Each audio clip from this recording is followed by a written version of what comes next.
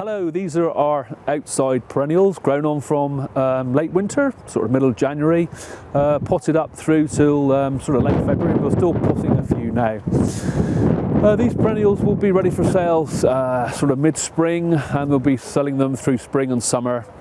Or, as you know, perennials, very popular crop. We're very pleased with the growth of them so far this season. It's been very, very wet for them, but we haven't had any frost, and the take of these perennials has been very encouraging. These perennials are planted in a 2-litre torp pot. This is the recyclable pot, which is taken over, you'll see, from your garden centres and nurseries that you visit.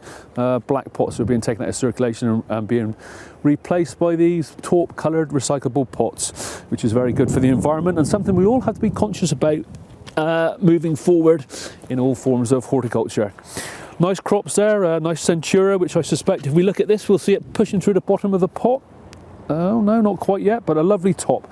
What you'll find with perennials, if you grow them in pots outside, is they will make a top, so they make foliage before they'll make roots. So they'll put a little bit of foliage on top first of all, and that's coming from the tuber that has been left, that they've been sort of stored up the energy over the winter. So they'll make a little bit of top first of all, and then after they'll push the roots out. Now hopefully we'll see this Digitalis here, which is a very vigorous plant, will have roots coming at the bottom of the pot, and yes, there we are, look, just starting to come out there now.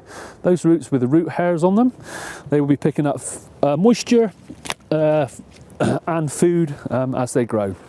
Nice lot of Delphiniums there, looking a bit windblown because we've had quite a bit of rain. Looking a bit weathered, quite a bit of rain in the last 2 or 3 days. And some epimediums that never show very much this time of year, but you don't be fooled, they are actively growing beneath the surface. To the right hand side here we've got a nice lot of set of irises. They're also a very good grower.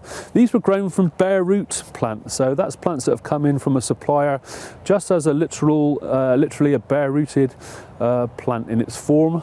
And we've potted these up, and the iris there are grown very, very well, and we're very pleased with those. These plants will be ready in probably 2 or 3 weeks time, maybe a little bit later if it gets a bit colder. But we're very pleased with how they're growing. And here on the left hand side you can see by the foliage that we've got a nice crop of Euphorbias growing on. Always very popular, and a nice architectural plant for the garden. Nice foliage. Euphorbia robii there is also very good for ground cover.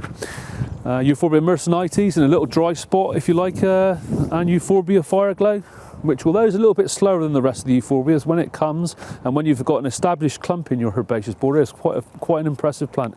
Probably, in my opinion, Euphorbia fireglow would be my most favourite Euphorbia to have in the garden. That's our herbaceous perennials grown from on an outside bed, planted from the middle of January right through to the end of February.